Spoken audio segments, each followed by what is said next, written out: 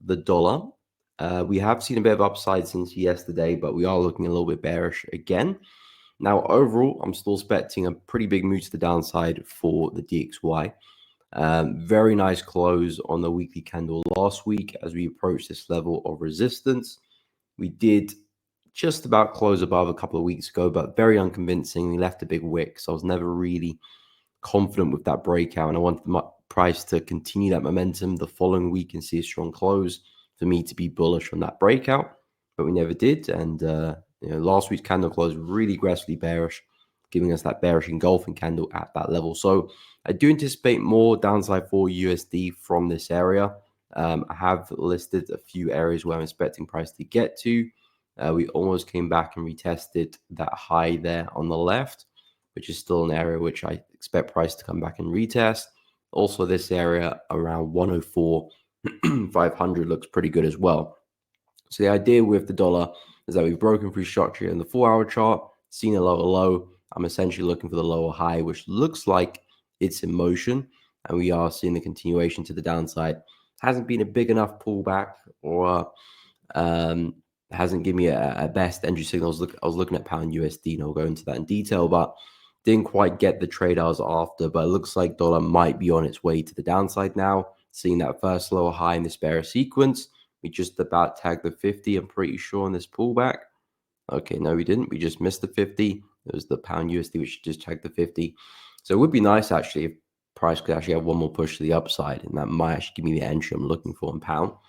But it looks like we are struggling at the highs there and could be getting ready for a big push down. So I'm pretty bearish on pound USD. It looks like the first lower high is forming.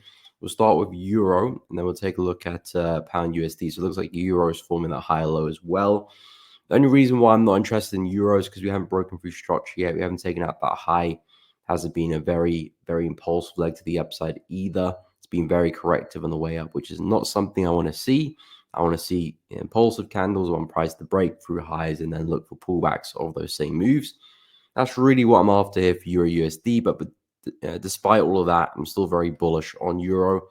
We're trading at a very critical level, which looks like price is finding it very, very hard to break through. And of course, with the monthly candle close we got last month as well, it looks like price is really finding it difficult at these prices. So I do expect a bit of a bounce. I think December has got a good chance for closing bullish as well. And if we can hang on to this level, 1.05, there's a very good chance we'll do that and close bullish for the month. So yeah, I'm expecting some upside, but yeah, it's a nice rejection here. It's a possibility for that higher low. It's just missing two confidences. Otherwise, it would be a position that I'll be looking at. And the two confidences are, as I said, the break of structure and a bit more momentum on the bullish leg. It's been a bit too corrective, but it does look like price is holding onto that low. Possibly we might see something like this happen, then get the break of structure. Then we could look at the next pullback after that, which might happen next week sometime. And that could present some really nice opportunities on the retest of the high here, potentially. That could be a nice trade to take back into some of these areas on the left, which is pretty much identical to the levels we just mentioned on the dollar, back to 1.07, 1.077. It is kind of where I'm expecting Euro USD to push towards. So overall, Euro USD very bullish. It looks like that high low, that first high low could be forming at this point here.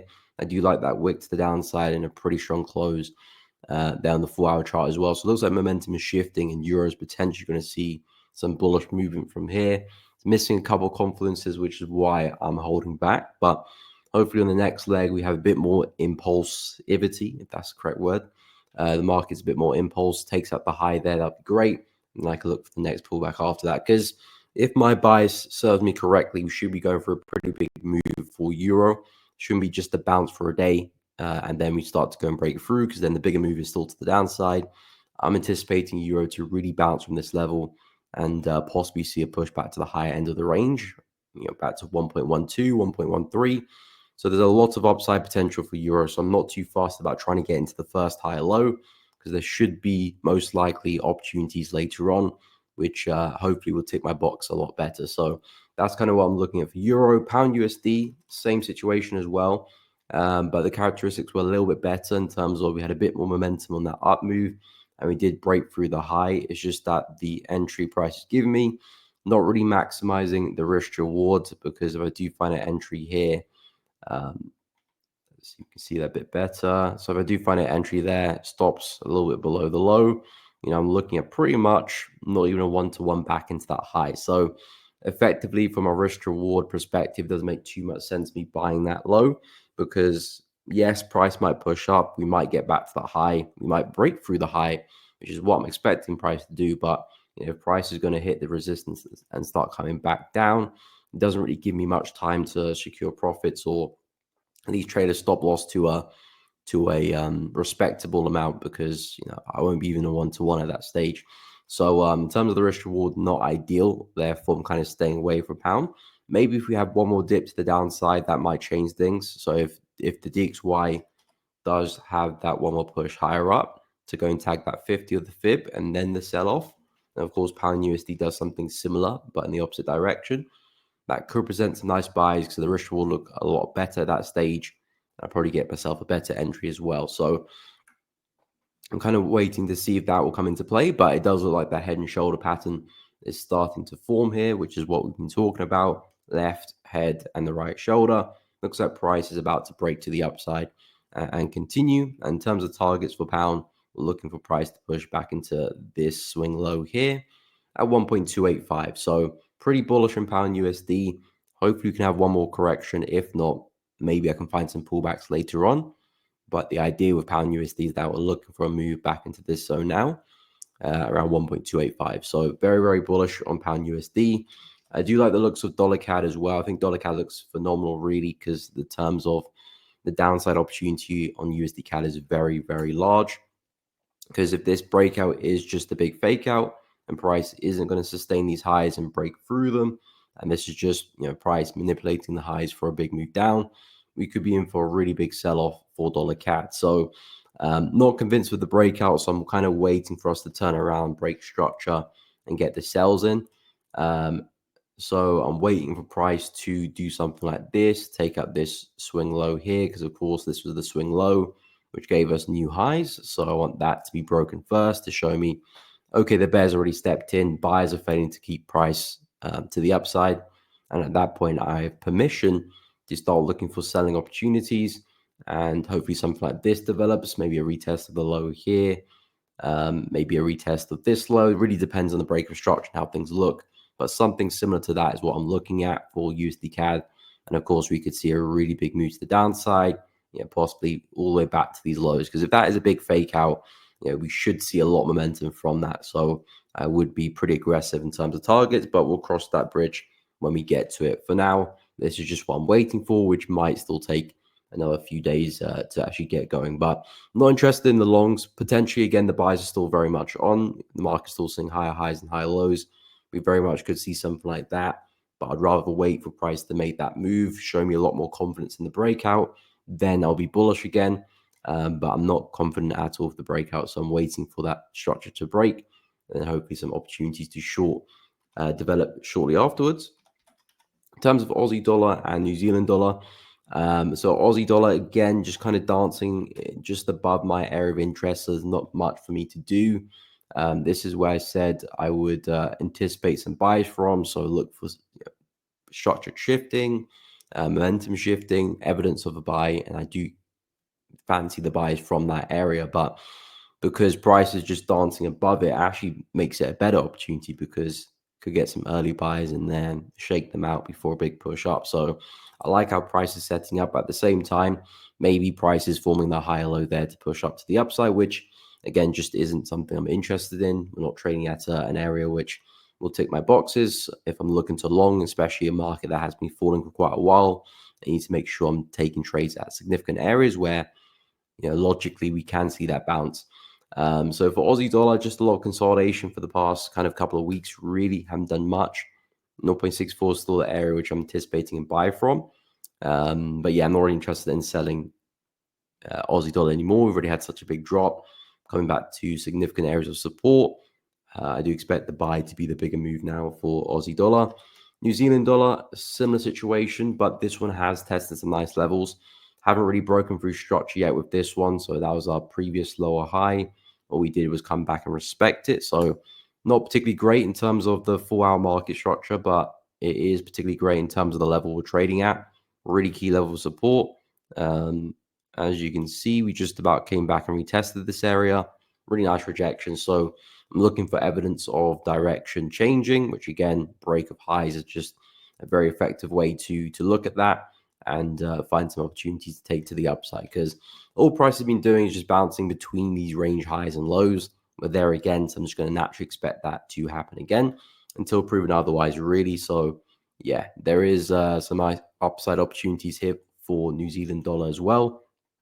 Just not really developed yet, but something like this could form maybe in the next few days, and that could be a nice trade which I look at and get involved with, but not quite ready just yet for me. But as you can see, all the opportunities I'm looking at are all in favor of USD weakness until USD does break through that 107 level in the DXY. I'm pretty much retaining that bearish bias. And then if we do take a look at gold and silver, not much has developed for gold and silver yet, just a lot of consolidation. I still think the shorts from yesterday, which we discussed, still look pretty good. Push back into this area. Prices saw a lot of momentum to the downside. Now we're very corrective on the way up, and naturally think this is a nice place for a short.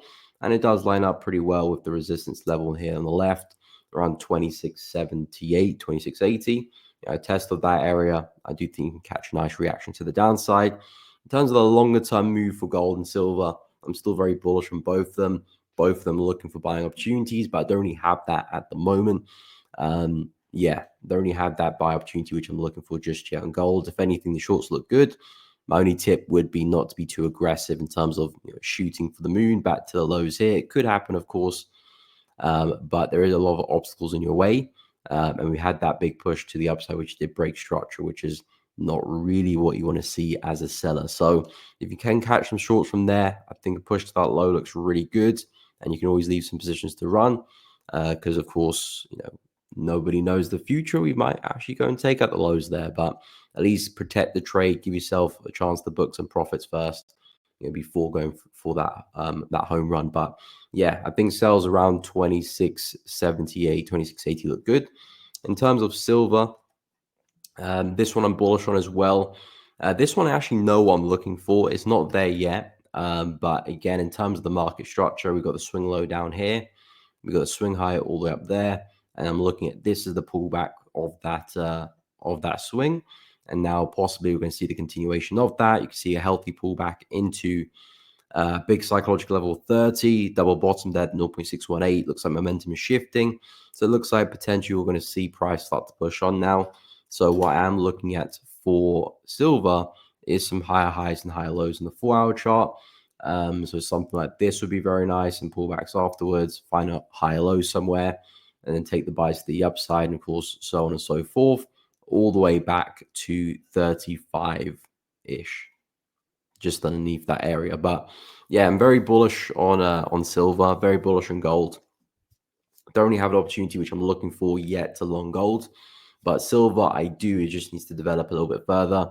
Looks like we are forming the lows here. So if that's the case, let's start to break through the highs first, find some higher lows later on, and hopefully take silver to the upside there, back to 34.8. But as you can see, pretty much all the opportunities I'm looking at with USD all favor USD weakness, and that's not what I meant to do. And that does stem from my DXY analysis and my DXY bias. As long as that stays the same, I do think it will likely going to break to the downside, because if we do break through 107 through here, that is a critical breakout, and that probably will take us back to the highs there. So I'll be very, very bullish if that's the case, but we're not. So pretty bearish in USD, still expecting a bit more downside.